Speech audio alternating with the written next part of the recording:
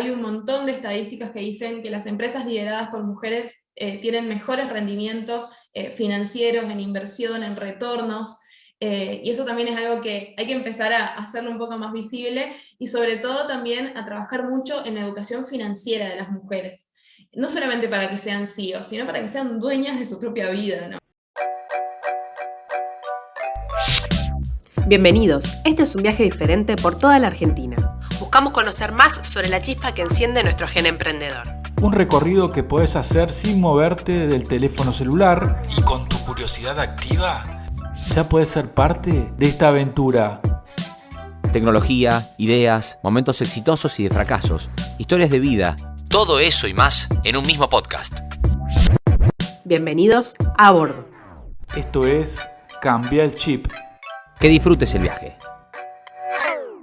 Comenzamos una nueva edición del podcast Cambia el Chip, donde recorremos el país conociendo distintos emprendimientos a lo largo y a lo ancho de nuestro país.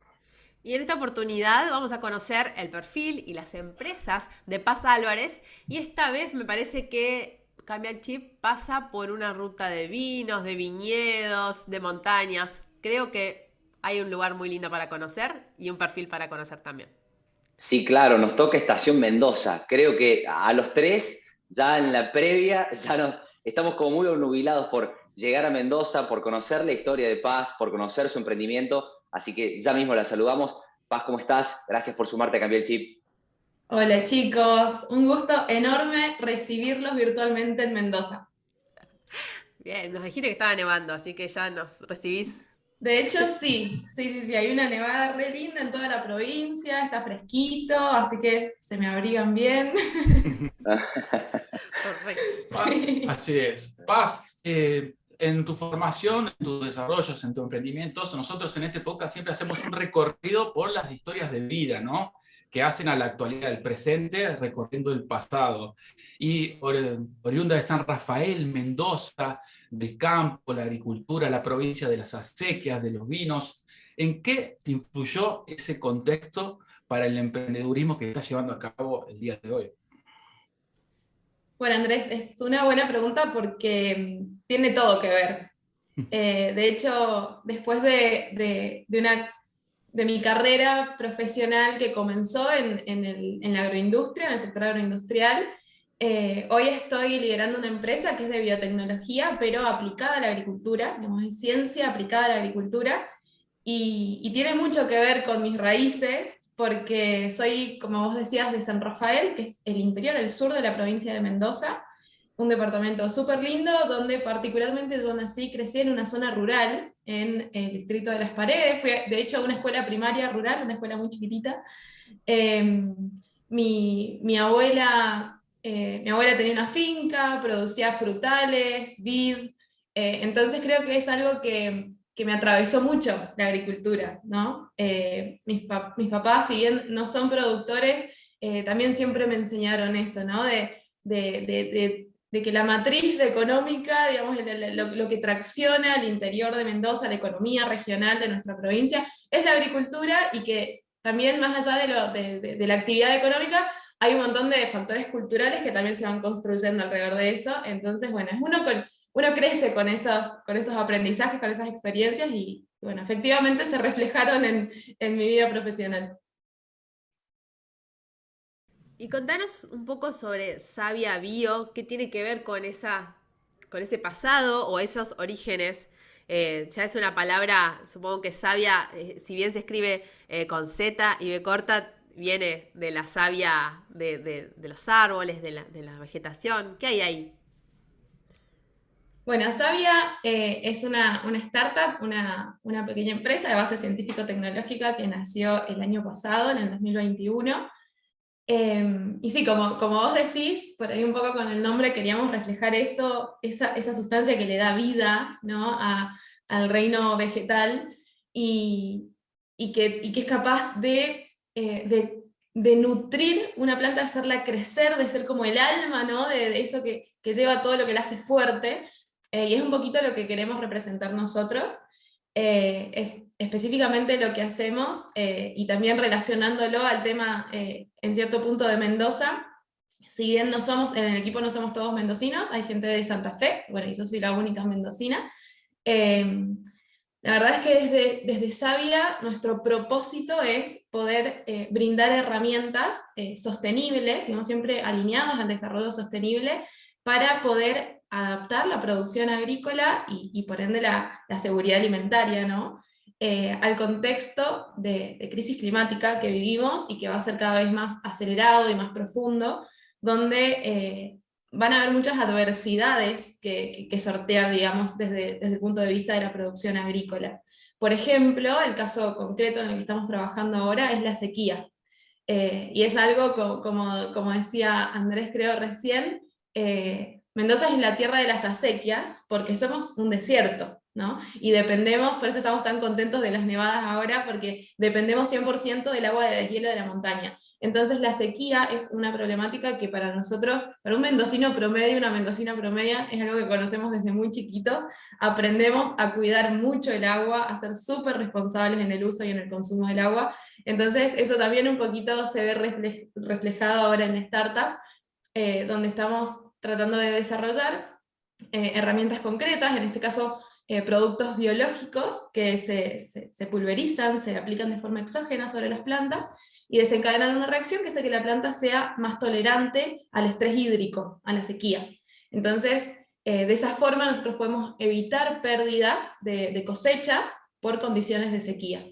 Que bueno, que cabe aclarar también que no es algo que pase en Mendoza, pasa en todo el mundo, Sí, claro. lamentablemente. Incluso hay un dato que es tremendo, y es que el 2021 Brasil tuvo la peor sequía de los últimos 100 años. Brasil. O sea, nadie intuitivamente piensa que Brasil está sufriendo sequía, y un país con el río más grande del mundo, con el Amazonas, con la selva, con las lluvias, con los mares, está también atravesando procesos de sequía que afectan muchísimo, no solamente a la producción agrícola, sino también en la parte más social, a las comunidades rurales, que son los primeros afectados, ¿no? Por ese problema, porque son los que dependen muchas veces en un 100% de esa actividad.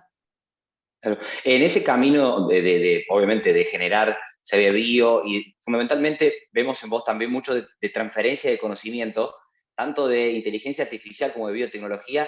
Es ahí cuando llega Mycorrhiza, que me vas a contar vos por qué el nombre también, Paz, cómo llegan a formarlo y cómo articulan entre una y otra para trabajar. Bueno, Mycorrhiza es otro proyecto, es otra empresa diferente. Sí, está fundada por dos mendocinas, por Juli Porta y por mí.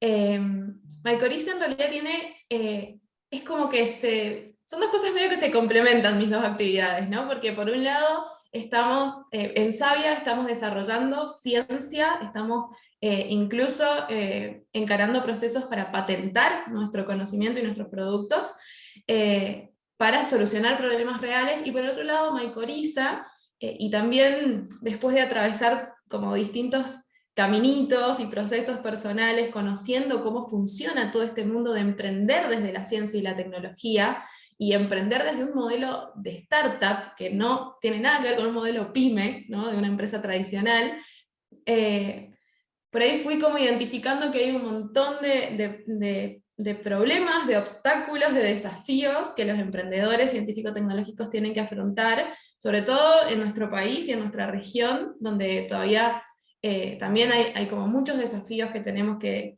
enfrentar y que superar. Y nos dimos cuenta que, junto con Juli, que ella también venía atravesando un proceso similar, digamos, experiencias similares, nos dimos cuenta que podíamos aportar un montón de cosas desde nuestra propia experiencia, desde nuestra formación profesional, para que otros emprendedores, tanto emprendedores con formación en asuntos de negocios, como en el caso nuestro, como también científicos, tecnólogos, inventores, desarrolladores de tecnologías, de ciencias, etcétera, pudieran entender cuáles son como las buenas prácticas, digamos, para poder llevar una idea a un estadio de startup, que parece algo que uno puede googlear y seguir una receta de pasos, pero es muy difícil, lo cierto es que es muy difícil. y hay que estar en el lugar correcto, rodeado de las personas correctas, entender cuáles son las oportunidades y saber aprovecharlas. Hay un montón de oportunidades de financiamiento, de aceleración, de incubación, de exposición, no sé, de un montón de alianzas de organizaciones públicas, privadas, dispuestas a hacer alianzas para potenciarte, pero si uno no conoce todo ese mundo, y la verdad es que nadie tiene por qué conocerlo, ¿no? Porque es algo que no nos enseñan en las universidades, es algo que no nos enseñan, no nos crían, digamos, ayudándonos a ser como pequeños potenciales emprendedores cuando somos chiquitos. Tenemos como que justamente cambiar un poco el chip en ese sentido, y creo que eso es lo que queremos hacer desde Mycorrhiza, tratar de acercar todo ese mundo al emprendedor argentino y latinoamericano para que pueda llevar adelante sus ideas y transformarlas en startups. María Paz Álvarez, ahí mencionás vos elementos del triángulo de Sábato, ¿no? Donde tenemos la formación académica, las universidades público-privadas, el sector privado empresarial, emprendedor, de las pymes, de las startups, y también de los estados provinciales, municipales, nacionales, acompañando el ecosistema emprendedor. Y en tu trayectoria, conociéndote, Paz, podemos conocer, ¿no?, tu formación académica, ¿no? Cómo comenzaste en la Universidad del Congreso, luego la formación en la Universidad Católica de España, si no estoy corregime cualquier cosa, Paz, por favor, ¿no? Sí. Y en esa formación académica empieza también el emprendedurismo y la ciencia aplicada a cambiar la vida cotidiana de las personas. ¿En qué momento te orientaste hacia ese lado, ¿no? En tu formación académica a tu formación profesional, emprendedurismo, y aplicarlo a la vida cotidiana de las personas? Mira, justamente del triángulo de Sábato que vos mencionás, pasé por todas las aristas, porque tengo formación académica, hice mi licenciatura en Relaciones Internacionales en la Universidad de Congreso, como vos bien decías. Después me especialicé en una maestría en la Universidad Católica de Ávila, de España, una maestría en internacionalización de empresas, donde pude enfocarme específicamente en empresas de base científico-tecnológica. Tengo ahí un par de diplomaturas en el medio, bueno, que no vienen a caso, pero digamos, toda esa formación académica, la verdad es que yo la disfruté mucho. Tengo la suerte de que nunca fui de esas personas que se estresaron o les dieron un ataque de pánico y llanto antes de llorar, Qué suerte la antes tuya, antes de rendir un final. Hay que saberlo llevar. Hay que saberlo llevar, pero yo lo disfruté mucho, porque realmente creo que tuve la suerte de adolescente tener mucho acompañamiento de mentores, de mi familia, y de distintas personas de las que me supe rodear, que me ayudaron a encontrar mi vocación desde muy chiquita, o por lo menos ir preguntándome desde adolescente para qué soy buena, qué me gusta, qué me apasiona, en qué no soy buena, qué cosas no tenía ganas de hacer en mi vida. Y creo que eso es algo que tal vez parece tonto, parece un detalle, pero en mi vida fue muy valioso, porque creo que esa es la verdadera forma de empoderar a una persona, más allá de la cantidad de herramientas teóricas o académicas que vos le podés dar a un ser humano. Que una persona se conozca bien a sí misma y se amigue consigo mismo, ¿no? Creo que eso es realmente muy potente, muy poderoso, y eso nos ayuda a tomar decisiones más acertadas, a ahorrarnos equivocaciones, a ahorrarnos tiempo, a saber de qué personas queremos rodearnos, en dónde queremos estar, cuáles son las cosas que nos hacen felices. Entonces creo que eso también me ayudó mucho en esas elecciones, en ese caminito. Y bueno, cuando terminé mi maestría, digamos, yo ya tenía una formación más que nada orientada a los negocios internacionales, ¿no? Y en paralelo empecé a aprender un poco más sobre tecnologías. Eso fue en gran parte gracias a un profesor de la maestría que en una cátedra nos hizo como mucho hincapié en el tema de la cuarta revolución industrial, de la era digital, de la robótica, de cómo un montón de nuevas tecnologías afectan a los fenómenos internacionales, a los asuntos internacionales. Y a mí eso me gustó un montón porque no siempre tenemos la suerte de tener profesores, ¿no?, que sepan transmitirnos que cada cambio que pasa en cualquier esfera de las actividades humanas influye sí o sí a otras esferas, ¿no? Y y que todos los asuntos terminan siendo como interdisciplinarios, holísticos, y que así es como hay que abordarlos. Entonces ahí me di cuenta que a mí me encantaba la ciencia y la tecnología, pero nunca me había puesto a trabajar en eso como de lleno, como pensándome a mí misma como una desarrolladora de ciencia y tecnología, ¿no? Y bueno, y gracias a eso dije, bueno, esto no es tan absurdo, no es tan absurdo, ¿no? Para poder llevar adelante una startup hay que saber de negocios internacionales, hay que saber de economía, de política, de alianzas institucionales, y yo tenía esa formación, dije, ok, hay que armar un equipo, necesito complementarme con personas que tengan la fortaleza en la parte científico-tecnológica, y bueno, y eso fue lo que hice, y terminamos creando Savia, ¿no? Estoy resumiéndolo mucho.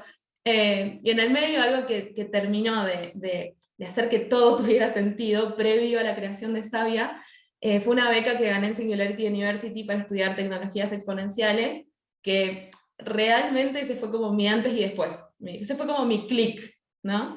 La verdad es que fue tremenda. Nuestro cambio el chip del podcast.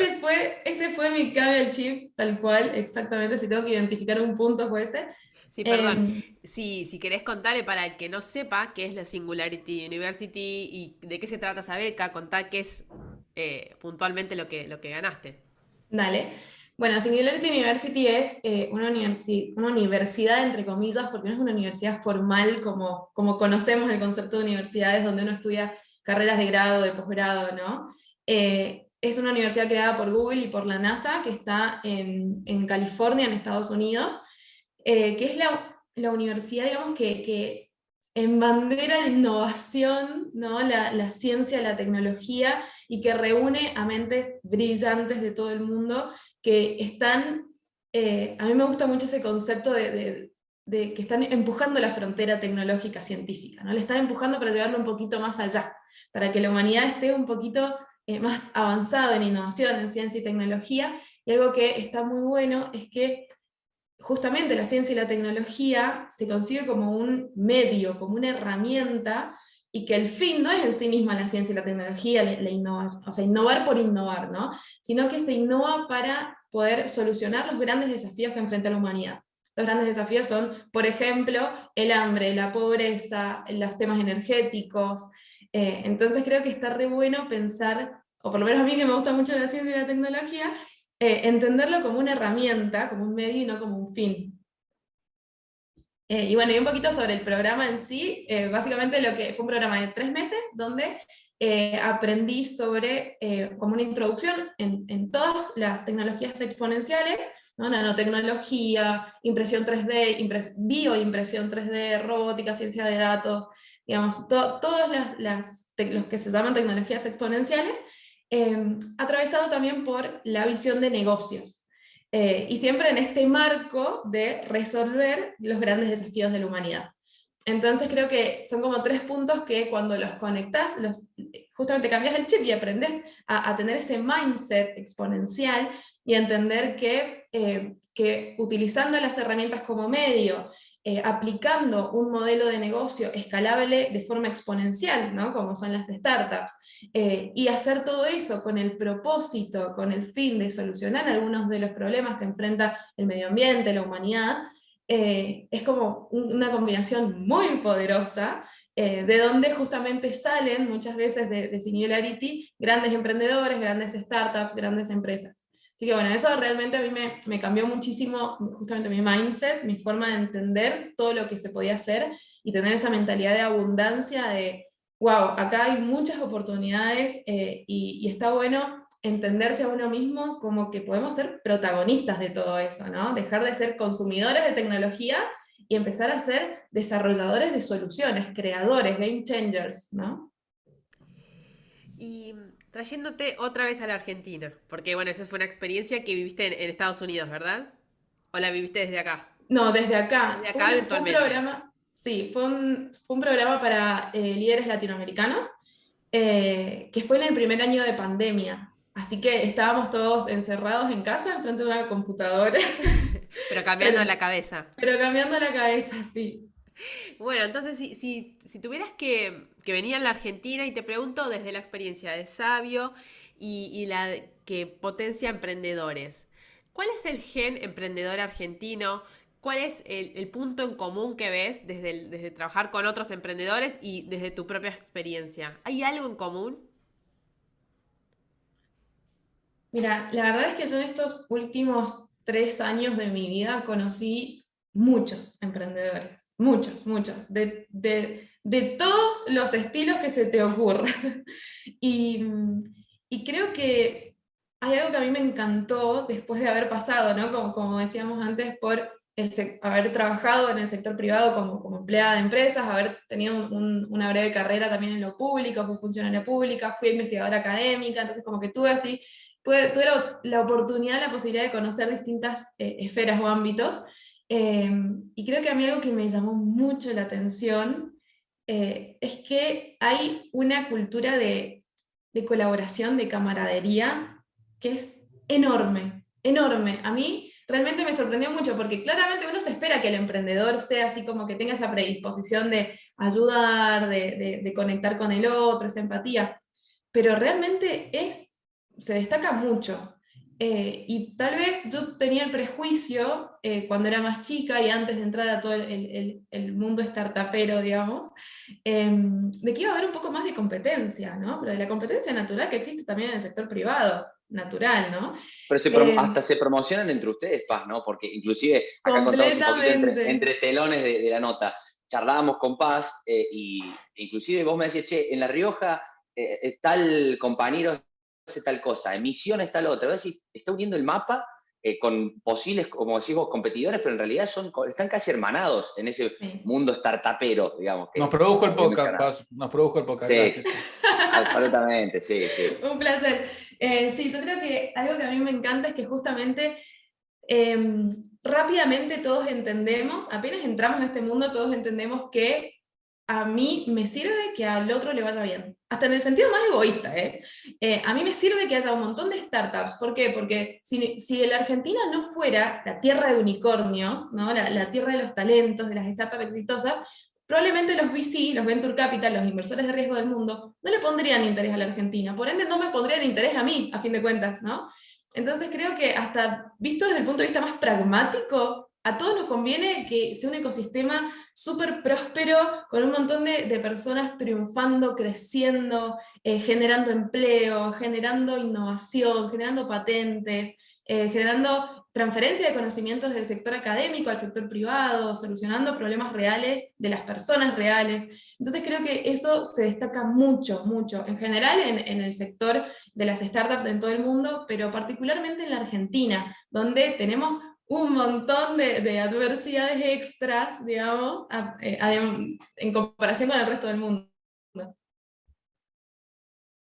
A propósito de eso, justamente, de las barreras, en un momento dijiste, con las startups vamos como empujando y tomando ese gen emprendedor del que hablaba Caro. Hoy por hoy, y puntualmente con el concepto de biotecnología, ¿notás alguna barrera puntual en el desarrollo en las provincias? Porque por ahí te pasa que en Mendoza puede estar más desarrollado, pero si lo traes por ejemplo, en el caso de provincias bien agrícolas, como en el caso de Córdoba, y hablar también Buenos Aires, Santa Fe y el resto del país, hay barreras puntuales donde digas, che, hay que romper un poco, hay que cambiar el chip en este lugar para que se pueda expandir bien. A ver, creo que justamente las provincias que vos mencionabas como Santa Fe, Córdoba o incluso provincia de Buenos Aires y Capital Federal son como el polo biotecnológico, ¿no? Es donde dentro de la República Argentina es como el polo donde está más desarrollado, donde incluso el sector académico, que también es súper importante porque estamos hablando de investigación científica, está muy desarrollado. Creo que falta que se está haciendo afortunadamente, hay que darle tiempo, ¿no? Falta que otras provincias empiecen a apropiarse también de esa industria y que las personas también empiecen a familiarizarse con eso. Porque incluso a mí mismo me pasó hasta hace un par de años atrás, a mí me decías biotecnología y en mi cabeza no estaba tan claro cómo funcionaba todo eso. Entonces creo que también para que se desarrolle la biotecnología necesitamos talentos formados en ese sector y yo no sé si en todas las provincias de la Argentina un chico o una chica de secundaria se plantea estudiar la carrera de biotecnología, ¿no? Entonces hay que hacer un trabajito ahí de democratizar el mismo concepto, ¿no? Que no es un problema tan profundo a fin de cuentas. Tal vez tiene mucho que ver justamente con la responsabilidad que tenemos nosotros, los emprendedores en biotecnología, o los biotecnólogos, ¿no? Los profesionales de la biotecnología, los investigadores, en difundir un poco más, en hacer un poco más de evangelización, ¿no? En el tema. Creo que ahí también tenemos como esa responsabilidad nosotros para que el sector crezca. Y acá está la Y en oportunidad, lo ese, estás contando. Perdón, Sin Ofelia. dudas, sin dudas. en ese último aspecto, quería destacar, conociendo tu bio también, uno de los nuevos trabajos que estás llevando adelante, que es fomentar la participación de los niños, las niñas, bien desde pequeñitas, para el ingreso a la tecnología, a la formación. Bueno, sobre eso, esa es una línea de trabajo voluntaria que tengo yo y de la que no quiero separarme. Siempre trato de encontrar un tiempo y dosificar mi energía para tener disponible para esa parte, porque a mí me hubiera encantado de chica tener en mi ciudad, en mi pueblo, digamos, siendo del interior de la Argentina, tener referentes mujeres y crecer viendo que en mi comunidad había mujeres liderando empresas de tecnología, liderando proyectos científicos, patentando conocimiento, innovación, sentándose a negociar con inversores internacionales. Para mí hubiese sido súper inspirador, y lo cierto es que la verdad es que no fue familiar para mí cuando era chica, cuando era niña, cuando era adolescente. Y creo que ahí sí me gusta como tomar la posta y decir, bueno, tal vez yo puedo ayudar a que otras chicas sí tengan esas referentes, sea yo o sea un montón de otras mujeres que hay en nuestro país que le están rompiendo. Entonces, desde ese punto, digamos, desde ese punto de partida, me gusta estar en relación con niñas y adolescentes, niñas y adolescentes en general, pero sobre todo con mujeres. Y soy voluntaria, por ejemplo, ahora justo soy voluntaria, soy mentora de un programa que se llama Líderes de Ancenusa, el programa se llama Futuras. De hecho, es una organización de Córdoba que está apoyada por la Embajada de Estados Unidos. Ahora, el mes que viene, prontito voy a estar en Córdoba en un encuentro presencial con adolescentes de todo el país, con chicas de todo el país y con mentoras de todo el país también. Y bueno, justamente lo que buscamos es poder acompañar ese proceso de chicas que tienen entre 16 y 19 años, acompañarlas en ese proceso de descubrimiento, de qué queremos hacer cuando seamos grandes, cómo nos proyectamos, y creo que en ese contexto, en ese proceso que cada persona atraviesa, que cada una de esas chicas atraviesa, tratar de facilitarles información que a veces no está tan al alcance, o tal vez sí, gracias a internet, pero es difícil que una chica de la nada se le ocurra googlear quiénes son las mujeres que ganaron el premio Nobel, ¿no? Entonces, bueno, justamente creo que ese rol es el que tenemos y está re bueno, ¿no? Acercar esa posibilidad de que las chicas se planteen, también lo eligen o no después, pero que se planteen por lo menos la posibilidad de proyectarse en las carreras relacionadas a las ciencias, las ingenierías, las matemáticas, y eso me parece que está re bueno, y espero que a futuro, en los próximos 10, 20 años, veamos que esa semillita germinó y tengamos un montón de chicas en este sector. ¿Cuál es el número que te lo vi en una entrevista de CEOs argentinas? Ay, mira, la verdad que en este momento no me acuerdo, Creo que era, pero perdón, sí, porque no me acuerdo la cifra exacta, ¿es 3 de cada 10 puede ser? sí, es aproximadamente un 30%. Y eso, bueno, también tiene mucho que ver ya no solamente con las mujeres en la ciencia, sino también con las mujeres en los negocios, ¿no? Que ya es un tema que está relacionado, pero es diferente. Porque, por ejemplo, yo no tengo formación científica, tengo formación en negocios, pero sí, aproximadamente el 30% de los CEOs son mujeres.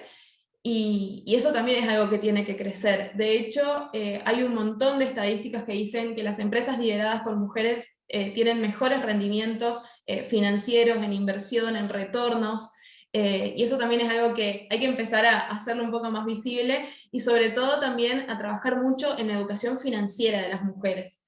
No solamente para que sean CEOs, sino para que sean dueñas de su propia vida, ¿no? Porque es difícil realmente ser dueña de tu vida cuando está todo atravesado por lo económico y lo financiero, y para que una mujer común y corriente que no necesariamente se dedique al mundo de las startups se maneje con libertad, tiene que saber cómo invertir, saber cómo ahorrar, saber cómo gestionar sus finanzas. Y eso, cuando empecemos a desarrollarlo más masivamente, a democratizarlo, realmente democratizarlo, ¿no? Que cada persona en cada rincón del interior de la Argentina, cada mujer en cada rincón de la Argentina conozca sobre temas financieros y económicos, ahí vamos a tener, creo que, una realidad muy diferente y vamos a empujar esa brecha de género hacia arriba y a eliminar ese gap, ¿no? Paz, el toque final de siempre de cada episodio de nuestro podcast es justamente lo que le da nombre al mismo, es desde qué lugar, desde tu propio punto de Paz Álvarez como persona, como emprendedora, como mujer de mundo, inclusive de haber representado a la Argentina ante la NASA, inclusive en CONICET, en Google, y desde Sabia y de todos tus emprendimientos, ¿desde qué lugar crees que estás cambiando el chip? Creo que el chip se cambia desde lo más sutil, ¿no? Desde entender que como individuos tenemos la suerte de vivir en una era donde tenemos un montón de herramientas, un montón de información y un montón de oportunidades para tomar la posta, para ser protagonistas y para liderar, para abrir camino, ¿no? Y en ese abrir camino entender que si bien ese poder lo tenemos como individuos, y que hay que tomar la posta como individuo, no podemos llegar a ningún lado solos. Entonces hay que tener una tribu, hay que construir una tribu, hay que rodearse de personas que sean mejores que vos, que te inspiren, que uno se sienta exigido a ser mejor, ¿no? Que digas, miércoles, esta persona, este grupo de gente a mí me dan ganas de mejorar, de dar lo mejor, de darlo todo. Y creo que desde eso, que tal vez es súper sutil, es donde realmente se cambia el chip y donde se pueden conquistar esas grandes metas. Qué lindo, Paz. Escucharte nos hace querer ser mejores, nos inspira y gracias por sumarte a Cambiar el Chip. Creo que más de uno se va a inspirar con, por lo menos para conocer de cerca tu perfil, tus empresas y sobre todo capaz emprender. Ojalá que sí. Gracias Ojalá por que haberte sí. sumado a la tribu de podcast Cambia el Chip. Abrazo grande. Gracias, Paz. Muchas gracias. Gracias.